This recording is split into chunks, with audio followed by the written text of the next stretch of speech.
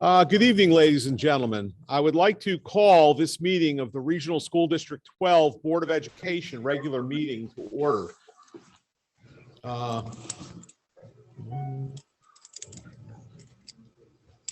Turn off the signal. There we go.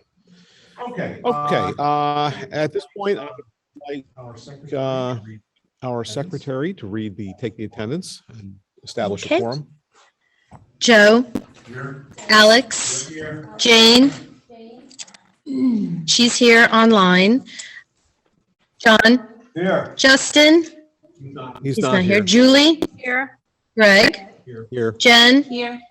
I am here. Angela, Here. and Mary. Here. Here. Did you meet Miss Pete? Oh, did I say Pete? I'm sorry, Pete. Okay. Okay, so we have 11.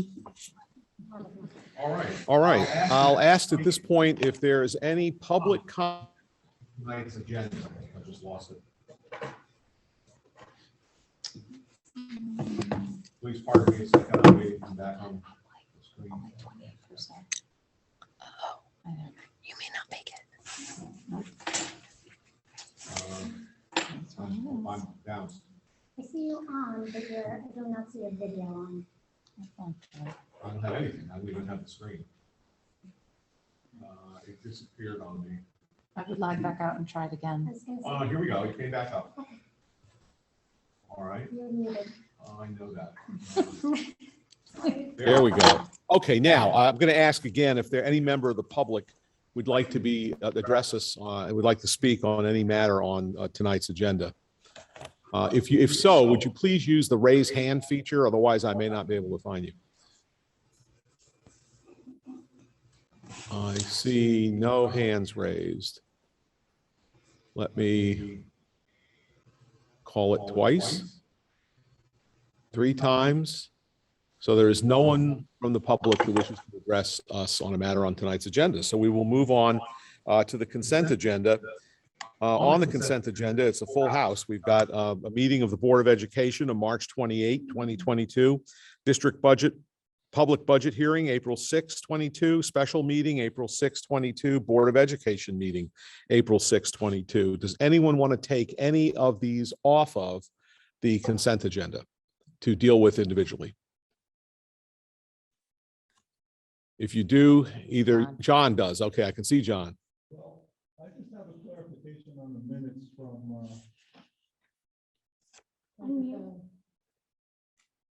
Yeah.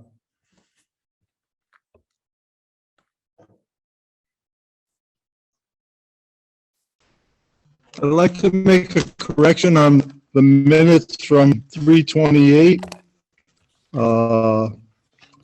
The auditor who prepared our audit, just the spelling of her last name on the minutes, it was spelled Monagno, and it's Melaragno, Melaragno. What page is that? I knew you'd ask me that. All right, John, this is the meeting of March 28. Yeah, the Board of Ed, minutes March on- 28, 2022.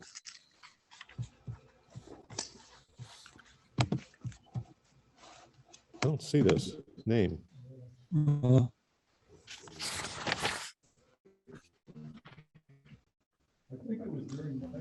I think it was during my report. No, it wasn't. Yeah, it was in my report. Okay. Oh, there it is. You're correct. There it is. Okay, no, if no one has any objection, we will consider those minutes adopted as amended. All right. Is that the only one you had, John? Yes. Okay, anyone else? If you're on the screen here and you can't use the raise hand device, feel free to wave at me. I see no waving. Okay, then the rest are adopted. Now I'd like to turn it over to Megan Bennett to introduce the new principal of Booth Free School and the Burnham School. All right. Well, good evening, everyone. And let me just start by saying Region 12, we did really good. We had the challenge of taking 2 schools of excellence who have been led by a strong role model in Kathy Coella and find a successor who can push us forward. We searched the world and we found the best principal for Booth Free and Burnham School was already on our staff. Dr. Emily Rue has a long-standing reputation of success and a commitment to every child's success. Emily has shown her compassion, intelligence, and approachability in all aspects of her day-to-day operation in our schools. Emily has served as a special education teacher for 10 years in the Region 12 schools, serving both Booth and Burnham during her times in Region 12. In 2019, Emily was named the Region 12 Teacher of the Year. And in addition to her work in Region 12, Dr. Rue teaches at Western Connecticut State University for aspiring educators. Her dissertation was on growth mindset, and I think you know that that is very near and dear to all of our hearts. For those who know Dr. Rue, you know her approachability, her calm demeanor, thoughtful approach to any challenge, her ability to collaborate, and her clear communication. Dr. Rue was chosen from a candidate pool of 41 applicants. Many of these applicants were currently sitting principals seeking the opportunity to lead the top schools in Connecticut. Dr. Rue stood out because of her strong academic background, her commitment to our schools, her proven track record of success, and her focus on building a positive climate for both schools, staff, students, community members, while honoring the individuality of these 2 buildings. As if all of that is not impressive enough, I would like to also introduce that she comes alongside a fabulous husband who also is being promoted. So there's a lot going on in the Rue household, and her beautiful daughters, Samantha and Evelyn. So I would like to introduce the Rue family to the Booth and Burnham family, and also to introduce Dr. Rue to a fantastic administrative team who are here for you, who are here to support you and to watch you succeed. They are a remarkable team, and I know you will only add to that. So without further ado, it is my great pleasure to introduce Dr. Emily Rue as the new principal for Booth Free and Burnham Elementary School effective July 1, 2022. And I do have to say, and thank you to Kathy Coella and the entire staff who have a welcome gift for you. But we would like to welcome you to the podium to say a few words.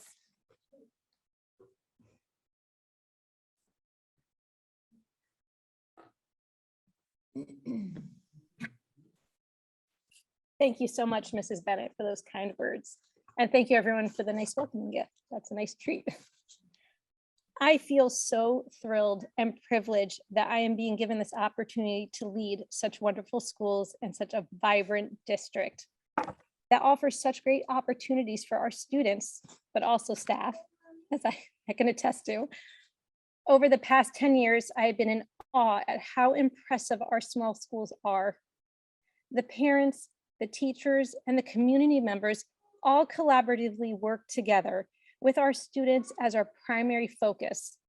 And that is one of the main reasons I'm so ecstatic I get to stay in Region 12 and further my career.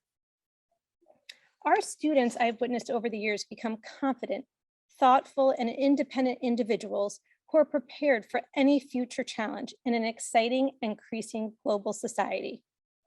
Because as a district, we do such a magnificent job celebrating not only our successes, but how we address our failures. We foster an environment that promotes creativity, rigor, perseverance, and resilience when we come face to face with challenges. With those skills, our students can tackle any challenge that might come their way while in district and beyond.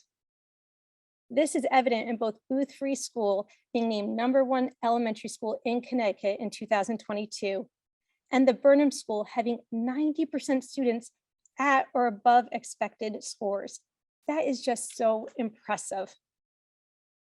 I have already begun conversing with parents and teachers at the Burnham School to talk about how we can collaborate and to really kick off the multi-age configuration from the start, being successful from day one. I've also been brainstorming with the teachers at Booth Free School about how we can really move forward after the whole COVID pandemic, about enhancing our collaboration between teachers, but also the mentorships between our students, for both students and teachers alike. We want grade level meetings to start happening again. And we also want our students in the upper grades to be great models for our younger students. I am so excited and I really look forward to this upcoming year. And I want to thank all of you for this opportunity. Thank you.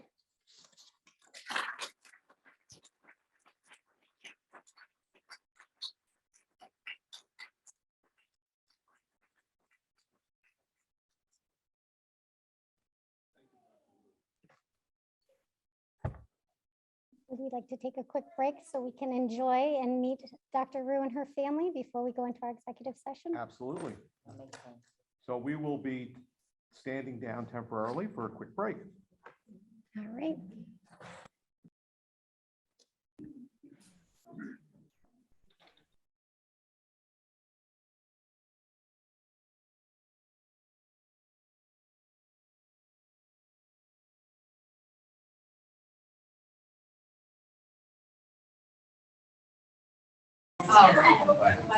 Sorry again. Moved and seconded. Motion to go into executive session to discuss a legal matter, E1. Moved and seconded. All those in favor, please signify by raising your hand. Aye.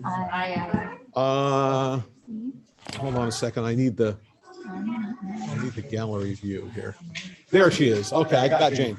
All right. All those opposed? All those abstaining? It's unanimous. We're going to go into executive session. We're going to go back into the conference room over here, and then we will come out and go back to the agenda. And we will take the other two executive session items after we finish the rest of the meeting. Okay. You're going to take Jane? I'm going to take Jane. Pick Jane up and take her with her. Poor Jane. Jen, is it better if I open my own session and just have Jane go into my own session so that way you can keep this one open? Okay. All right.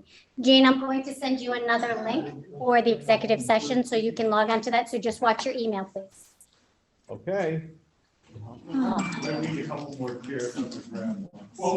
can go in the back. Okay, back to this matter. Do we have everyone?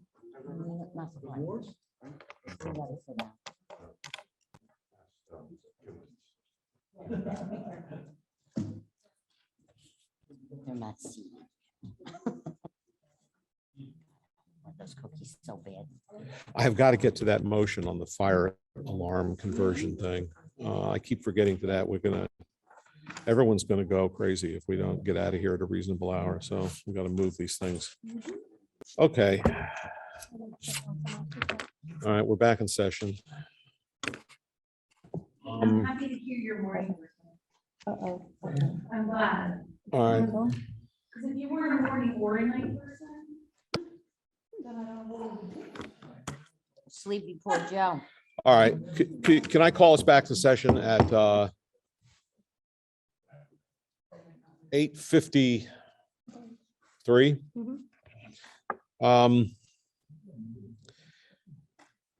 We're going to go on to this matter, and then we've got other things we have to get to. But this is do I have a motion to that the board, on behalf of the district, agree to a proposed settlement in the matter of Catherine Belkey versus Regional School District 12, settling for a $50,000 payment, with the district paying $25,000 of that, for in resolution of all her outstanding claims, and in exchange for a full and complete general release of all liability. Is there a motion to that effect?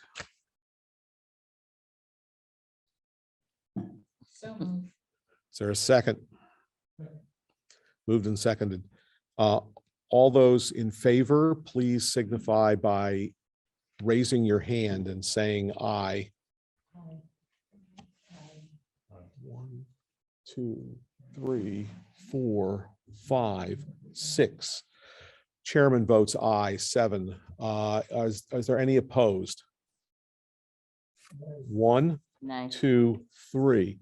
I see. And is Jane still here? Do we still have her, or has we lost her? We've lost her. Okay. Okay. So That's 7 in favor, 3 against. Are there any abstentions? I think that's everybody. We have 10 people in this meeting. So the matter is passed. All right, I'd like to move down to updates on COVID-19. And if it's okay with the board, I'm going to forego. Typically, I show you what is on the website, but you will see that as far as our cases, last week we did have 5 COVID cases. All of them have been contained. Some have been linked with families. But in speaking with our medical advisor and Department of Health, they have shared that hospitalizations that involved ICU admissions are down considerably. They did share that many patients are responding to the medical treatments that are now available to COVID patients. And so additionally, they shared that, yes, the unvaccinated remains disproportionately higher with hospitalization rates. So given this information and feeling that there's control within the local spread, that right now we do not have an outbreak, we are going to continue to have our masks recommended and not required. The warning that our medical advisor did share this week is that there is a local outbreak of the flu. And we just want to remind any of our families that sickness is sickness. You know, it's not about being home because you have COVID. It is to make certain that our schools remain healthy. So that is my COVID update. Okay, thank you very much. We'll go on to reports and recognition. Try to get through this as quickly as we can. I wanted to just briefly talk about the visit that we had here at Chippewa Valley School of our member of Congress, Chana Hayes, who came to see us and came to see our ag science program. It was an utterly spectacular visit. This was a tour that was led by 4 students. Daniel Millen, who's a freshman agri-science student, Jayla Lantigua, who's a sophomore agri-science student and an officer of the FFA, Wyatt King, a senior, and Sophia Messina, a senior. And it was just a lovely visit. I mean, they did a magnificent job on the tour. You would not have realized that these were students, especially the junior students. These were all really great kids who really did a wonderful job explaining the program in great depth and showed an understanding that it was impressive. And I think the Congresswoman was very, very pleased with the visit. I think any teacher, like she is, always loves to be back in school. And you know, it really was a nice event. And as you can see, the students were front and center, and our program showed very well. I will say that absolutely. The 2 agri-science students are actually students from Danbury who are in as a result of our ag science program. And again, it was a terrific thing. The animals definitely cooperated. The horses were very friendly. The cow was just beside itself. I mean, Peppermint Patty was just amazing. So it was really a great event. And so on the way, as we were just about to conclude the tour, as she was coming up the hallway from the greenhouse, I had just been telling her in here, this is what happens when you empower your students. And then immediately in the hallway, Paris Affioni, a senior, asked her to the prom. He had a sign and everything, and I don't quite know what she said, so I don't know whether she's coming to the prom or not. What she said was, well, I guess I'm gonna have to come back, is what she said. Well, there you go. So she may be a prom. It was really cool, and it was just classic Chippewa. And you know, here I had my own words. That's what you get when you empower your students. Came real 30 feet up the harder. So Paris was amazing. So again, this was a good moment for the school system, and you all should be very proud of the kids that are here and the teachers and the staff, and I think that was terrific. Okay, I think we'll move on to the treasurer's report. John, do you have anything for us? Just a couple of things. The region has signed an agreement with Barrett Roofing for the replacement of the Burnham school roof. for a price of $306,400, which was well under the $400,000 that was budgeted for. So that's a good savings. However, a couple of things are overlooked, minor items in the scope, and probably be an additional 20,000 or so to take care of those minor issues. It's no secret that oil prices and fuel prices keep escalating, but on May 4th, the Regional Educational Services Center Alliance, let's call it the Oil Consortium, is going to meet, and hopefully there'll be good news for pre-buy prices for our fuel in the coming next school year. Budget, we talked about the budget tonight when we met. It's in very good shape. There should be a very healthy surplus.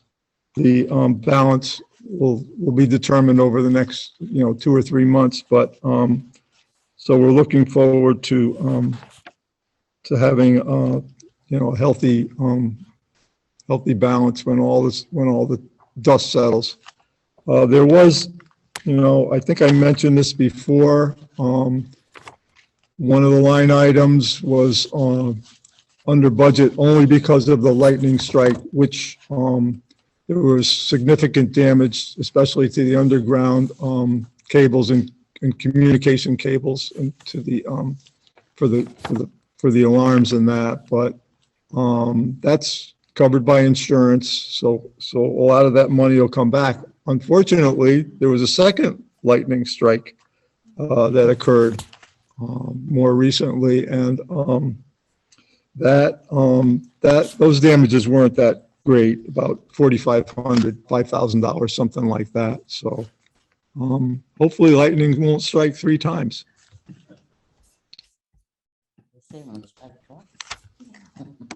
Okay. Thank you very much, John. We'll move on to the superintendent's report.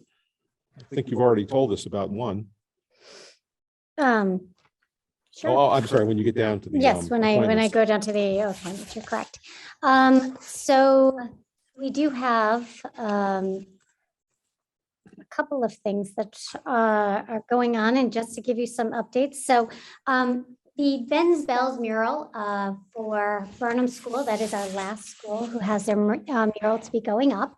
And right now, the funds have been secured. Our students have made all of the cutouts. We are trying to make certain that the space is now appropriate and that the bulletin board is cleared. So all of that is in the works, but we are excited that all 4 of our schools will represent that image and promote kindness. We do have a couple of dates that, just to get on people's calendars, we have awards night that's coming up. We have our scholarship night on June 1st, our athletic awards on June 3rd. We are trying to return to some of those celebrations that are in person, and again, recognizing our students' excellence. June 1st is scholarship night. June 1st is scholarship night. Aloha dates, we have booth 3 will be June 9th, Burnham on June 10th, and WPS on June 13th. On June 2nd, we will be celebrating booth 3's #1 ranking in Connecticut. So you will get a save the date for that, and we welcome anyone to come and join the celebration as we recognize the school's amazing achievement. 8th grade graduation will be June 15th, and we know our graduation for our seniors is June 11th. That was set forth by our Board of Education. That will be taking place in the depot. We had talked about doing a parade through the towns. Logistically in the morning, it was challenging. So now we may do a walking parade of our seniors going towards the depot. So we are going to be looking at some of those opportunities, and more details are forthcoming. We do have our newsletter will be going out. That is the celebration of excellence for the year. That should be going out next week. As well as we know that we will be setting a date of the referendum in our budget coming up next week. We will be sending home a mailer. As always, we did make certain that we had legal on that. We are not looking to bias anyone.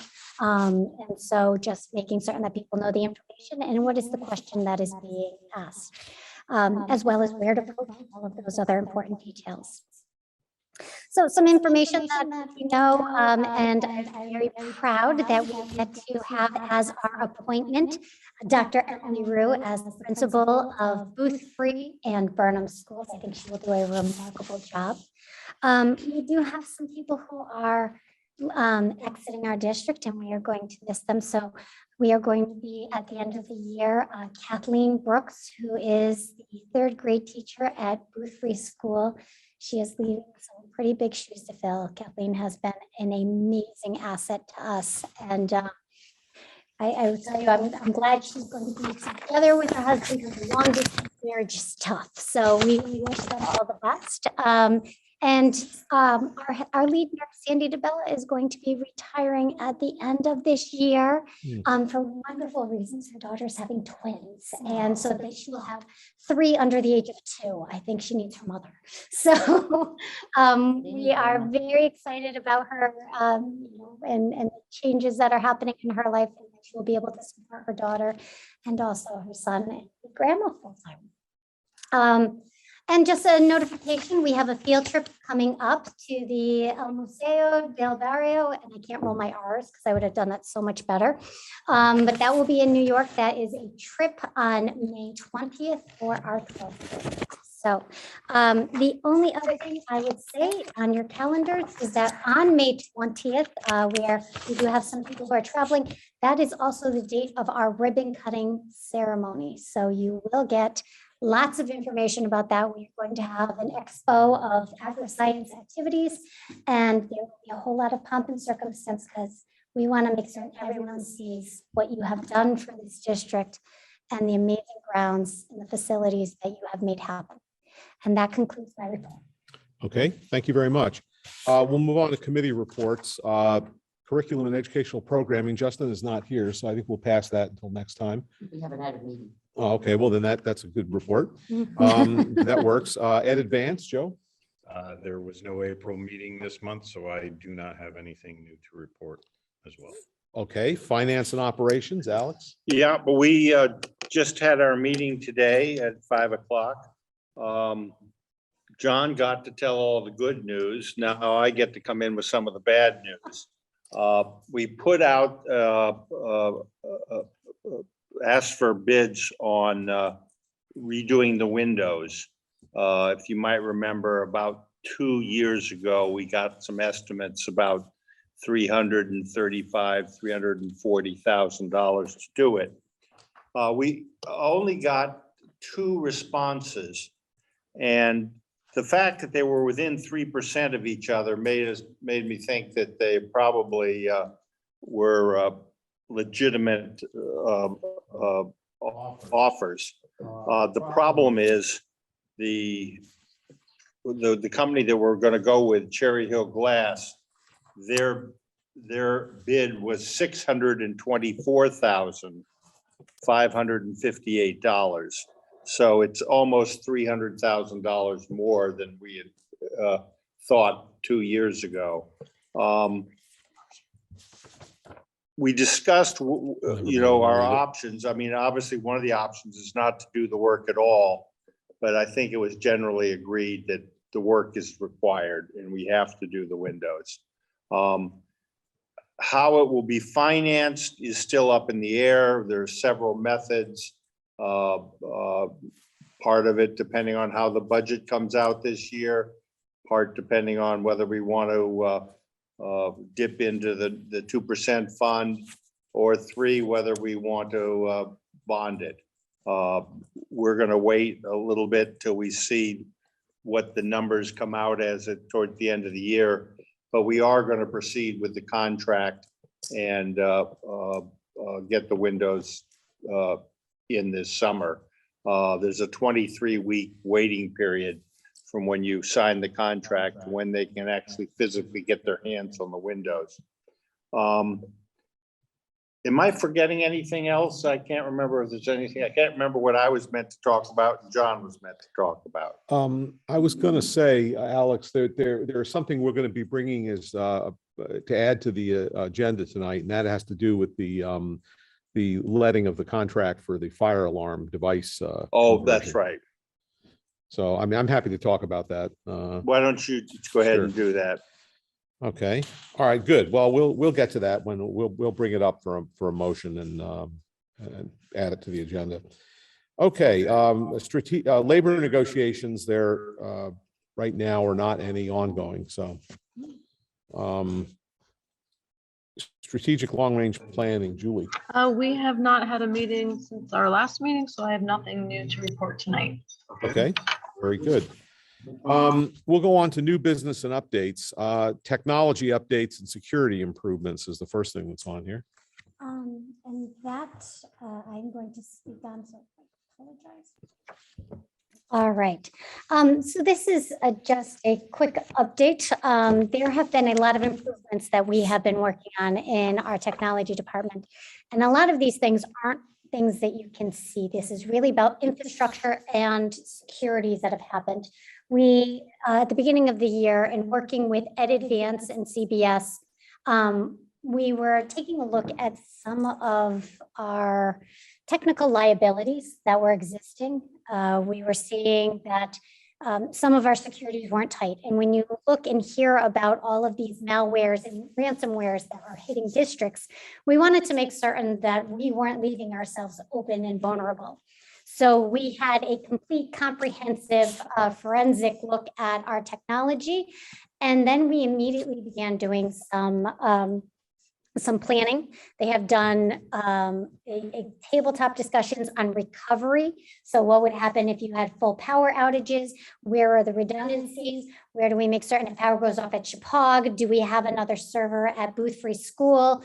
You know, what? Just making certain that we can function as a district in the event of anything. So some of the updates that have happened, we have updated our OS and domain operating levels. So we now, as exciting as it is, we were running on 2012 servers. We are now up to 2019 servers. And in as much as, you know, it sounds like we're still years behind, you actually want to be one generation behind, because otherwise you are living the kinks versus the kinks being worked out. And that, you know, we got a lot of advice on what was the best thing to do.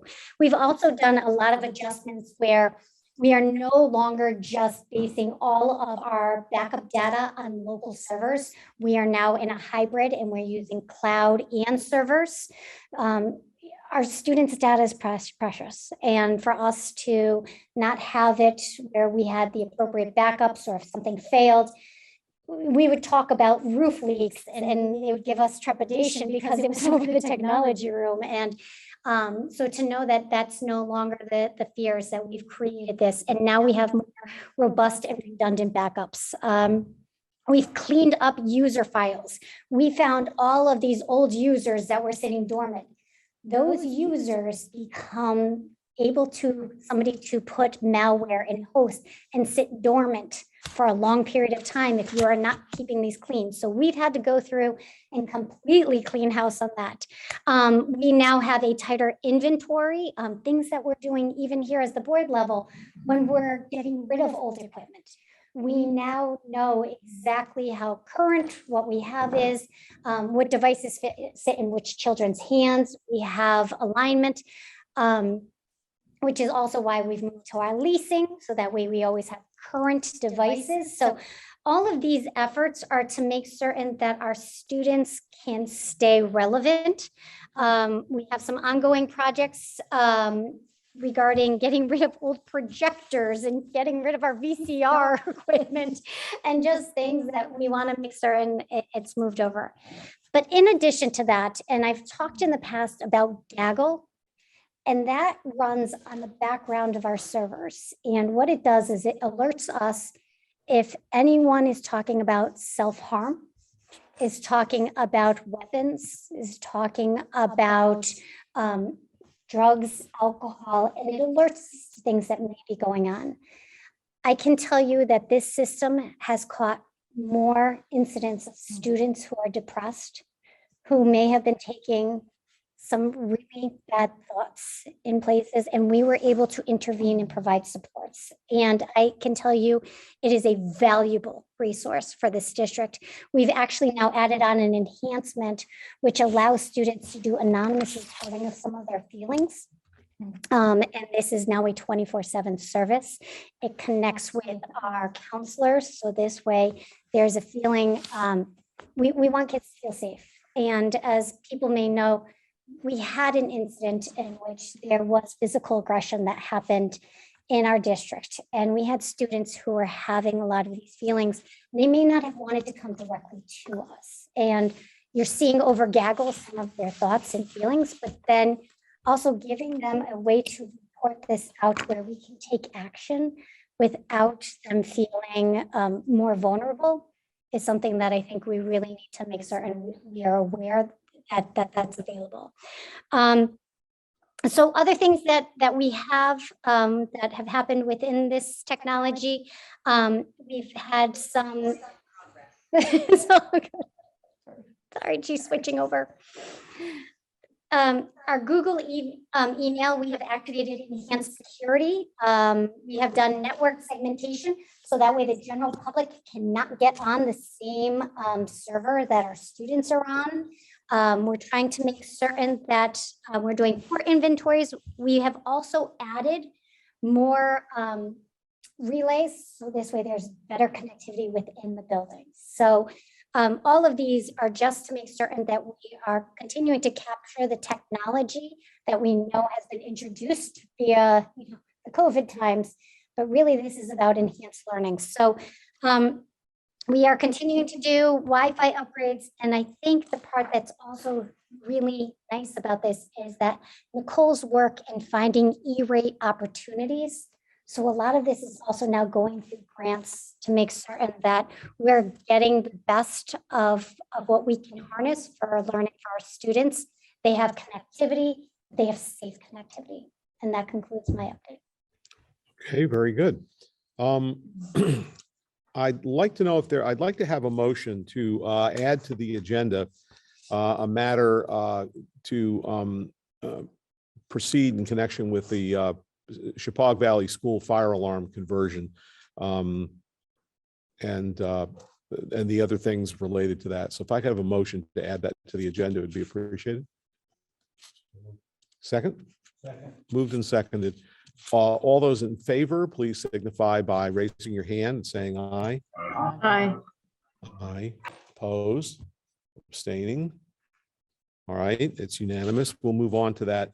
One of the items we discussed at F&O tonight is the fact that we need, Don has been wanting to change over a lot of the fire alarm devices, convert them over to something that's a little bit more modern and useful for us. These are a proprietary system that we have here. It's run by Siemens. And so there was an approach made to Siemens. There were a couple of different organizations within them, people who handle these things that were discussed. And eventually he looked into the possibility of replacing the proprietary system with a different system. But the problem is we didn't have a lot of, and eventually he eventually found that the one entity that was going to do it was unfortunately not on the state's bidding list. And so we would then have to put it out to bid or something like that. And then he had other issues with others, and he eventually called every single company on the state's bidding list. And we were not able to get as many responses that we would have liked. Ultimately, we did get 2 responsive bids that were within the budget we had set aside for this, or at least one of them was, the other one wasn't. But unfortunately, the company that has submitted the bid that's within our budget is, or a program within our budget is unfortunately not on the state's contract list. And so we would have to put it out to bid. So what I'm going to ask you to do is I'm going to ask you to waive our bidding rules, which we can do under it's our policy. Oh, boy, it's always at the top. 3320. And under that policy, we can waive these things in a certain circumstance. One of the circumstances we can waive them in is if we only have one, oh geez, I can't find the list, one reasonable or qualified source that can be identified. Well, it's not exactly the situation here. We have two, but only one of them is within our budget of $65,000. The other one's about $79,000. Where time is a critical factor, well, we would like to complete this process if we could during the summer, and we won't be able to do that if we have to go to a bidding process. Alex? I thought the higher bidder then reneged. Well, no, there was another higher bidder. What had happened is Don had talked to two different Siemens related people. I forget exactly what they are, Don. Are they agents or you had a word for it? They're a factory. One of them's a factory corporate office in Cromwell, and the other is a factory authorized Distributor. New York. Right. So they Don had talked to them about the ability of removing the proprietary system and giving us something which was more plug and play that we could deal with without having to go through this one company. But while two of them initially told them that they could do that and they could do it within budget, one of them changed their mind that they could do it, and another one gave us a budget that was like twice what our budget is. So we decided we weren't getting anywhere that way. But we did get, I think it's the corporate office, I think, the factory corporate office that's willing to do it for a fee of $63,742. So because he's contacted everyone on the state bid list, because he's had so much interaction with so many companies in this field, we feel like going out to bid is going to produce nothing because we've already talked to all the players in this system, and we've got a bid that is the low bid, and it's also a responsible bid. So we think that we're not going to accomplish any more by going out and going through a bidding process. And that's one of the items that a formal process would result in substantially higher costs to the school, inefficient use of personnel, or cause substantial disruption of school district operations. Going out to bid at this point is a waste of time because he's already talked to everybody. And so what I'm going to ask is first I'm going to ask for a motion to waive our bidding under policy 3320 in order to permit a sole source acquisition through Siemens pursuant their proposal for Chippewa Valley Regional School fire alarm device conversion 18 PSX 0005. And this is done by Siemens Industry Inc. So I'm going to ask if we could waive bidding in order to normally if the contract's over 35,000, we have to go out to bid. And this contract is more than 35,000, but for the reasons I've stated, I'd like to know if I could have a motion to waive bidding for those reasons.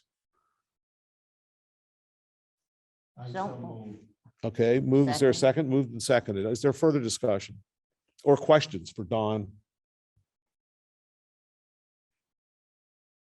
All right. I'd like to commend Don on his homework on this because he really did a lot of homework. Yeah, he absolutely did. I think was 12. Yes, sir. 12 different. Microphone. Unmute yourself. No, my computer died. Oh. So anyway. Okay. Yeah, Don, did I get anything wrong? Is there anything you would like to better fix? No, you're substantially right.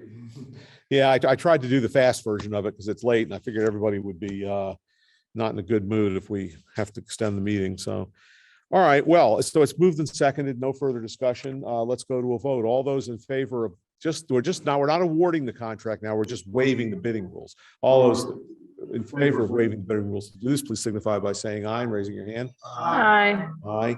Opposed? Abstaining? I see none opposed or abstaining, so it's unanimous. So we've waived the bidding rules. And Don, do we need, I guess what we need to do is we need to accept this proposal. Is that the idea? No. Or is that enough? I'll take care of it. Okay, fine. Then that's all we need to do. Thank you. No problems. All right, the next item I have on my agenda, and I hope I'm not missing anything. The next item I have on my agenda is an action item to consider and if appropriate, approve MOU for football co-op participation with Region 6, Litchfield, Wolcott Tech, and Region 14. You have received materials on this. Are you going to present? Is someone going to present? As far as the presentation, the MOU is there so you can see what is involved for each one of the districts. We've already voted to participate in it. And so now just recognizing that this is the terms and conditions in which we are, taking on the responsibilities. It's also making certain that we are not tying in any liabilities with the other districts and what are responsibilities. It is very much, if you remember the document that we looked over when we were considering this, now we just had our attorney take it and make certain that we were covered from any unnecessary liabilities in the document. So at this point, what you have before you is the document we're looking to engage in as part of the co-op participation in football. All right. I'm sure people have questions about this. Does anyone have a comment they want to make on this MOU, which I can't seem to get on my screen? Yes, Mary. Let me do this before I get yelled at over here.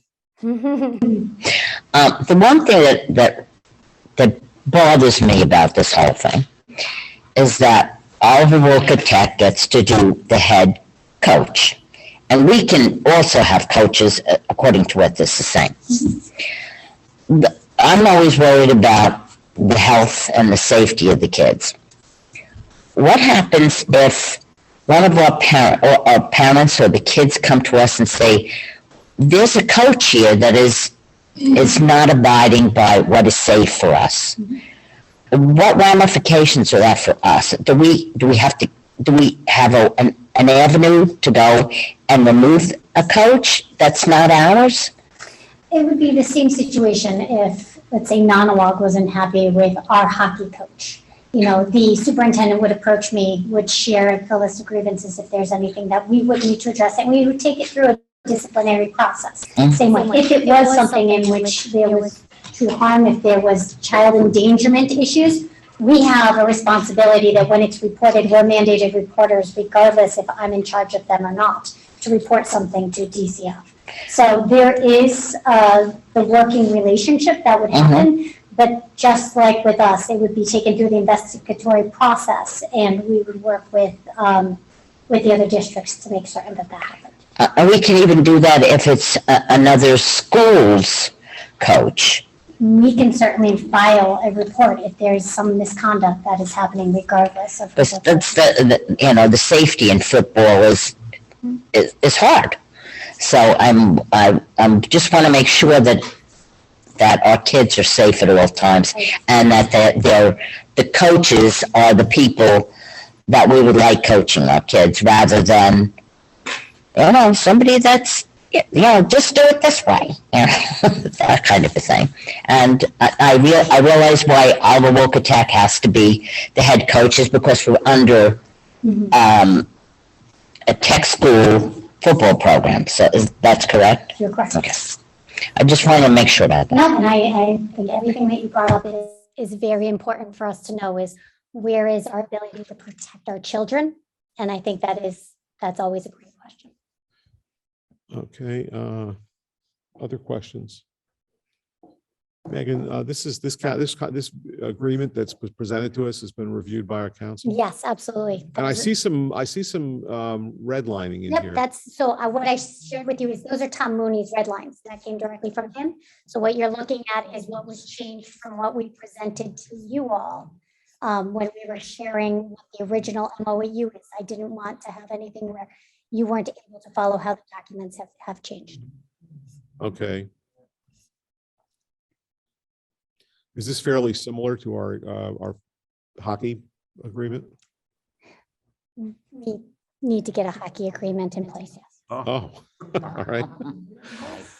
Okay, well, here's a start. Okay, any other questions or concerns? All right. Oh, John.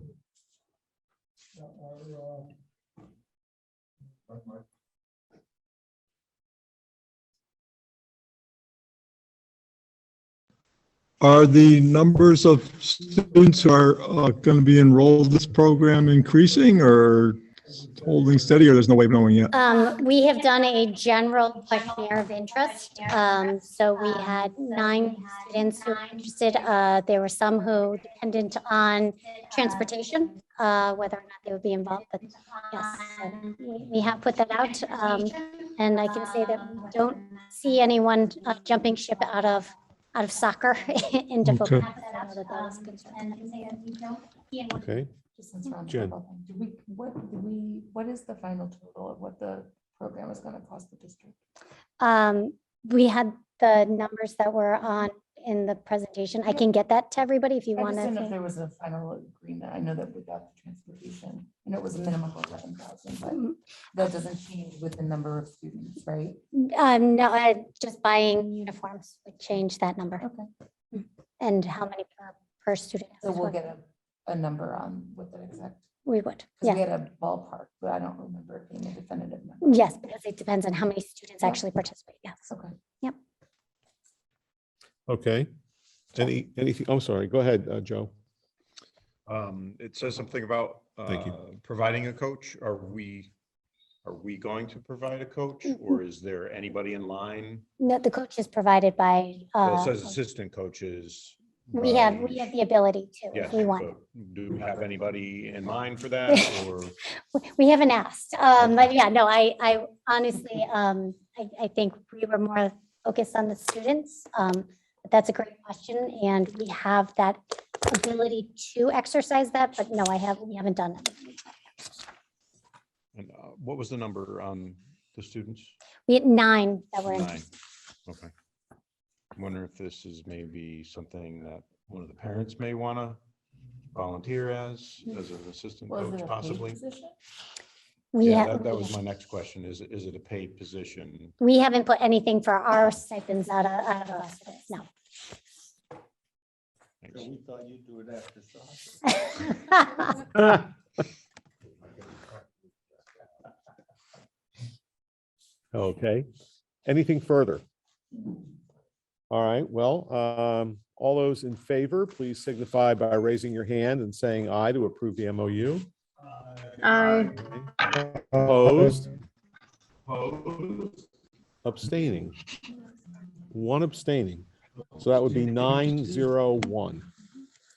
Okay. I think we have finished the agenda except for the executive session items. Is there anyone that thinks there's anything on here I missed? Because you should see this thing. It's been completely rewritten. Things moved all over the place. So I think we're good. So at this point, I'd ask if there's a motion to go into an executive session to discuss teacher negotiation strategy and to discuss a matter of personnel, followed by any action from executive session matters. Okay, moved. Is there a second? Moved and seconded. All those in favor, please raise your hand and say aye. All those opposed, abstaining, we are in executive sessions.